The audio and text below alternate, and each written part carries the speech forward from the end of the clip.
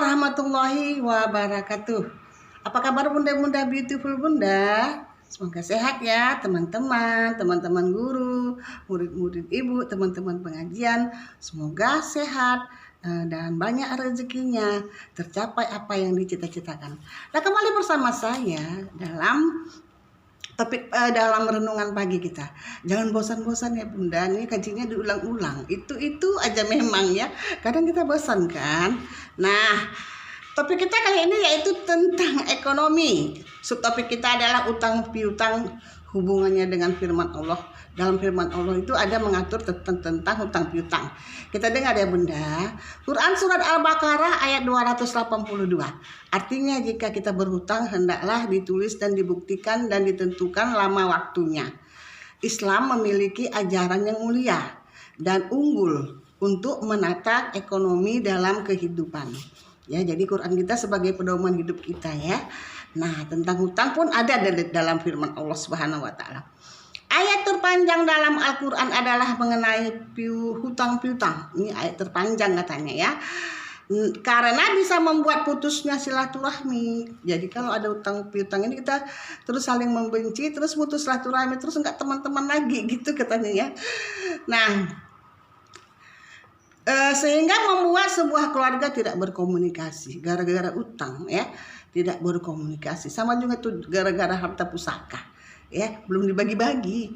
Nah, jadi akhirnya tidak lagi berkomunikasi gitu ya. Nah, 3 isu penting dalam perkara utang piutang. 1. Ada bukti tertulis dan waktu pembayaran. 2. Ada saksinya. 3. Saling percaya. Orang yang tidak membayar utangnya akan mendapat azab dunia dan akhirat. Azabnya itu apa ya? Bisa-bisa kebakaran, bisa-bisa pencurian, bisa-bisa kita ditipu orang, bisa-bisa kita sakit, macam lah ya namanya azab ya. Nah, jauh-jauhkan lah, mudah-mudahan kita tidak ada yang berutang ya. Kalau utang bank kan udah dibayar ya, udah ada asuransinya gitu ya kira-kira.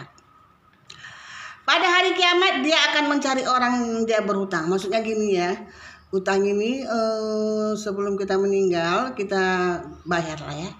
Kita cari, kalau mama udah meninggal misalnya, kita utang sama mamanya. Nah, kita datangi anaknya. Tapi utang ini ada utang saya sama mamamu. Itu caranya ya. Supaya kita apa? Supaya kita jangan mencari-cari dia pula, ya kan? Tadi mana dia? Kita mau bayar utang. Kalau nggak kita bayar utang ini kita nggak masuk ke dalam surga, gitu ya. Jadi surga ini utang ini sebagai penghalang kita masuk ke dalam surga. Ya enak kali berutang ya. Jadi dari sekarang kira-kira kita ada utang, kita bayar. Kita berjanji akan bayar. Dan kalau memang orangnya memang udah meninggal, kalau kita sama teman-teman kita udah meninggal orangnya, ikhlaskan aja lah. Saya dulu mamamu ada utang sama saya, tapi saya udah ikhlaskan. Itu kita datangilah keluarganya. Itu maksudnya ya.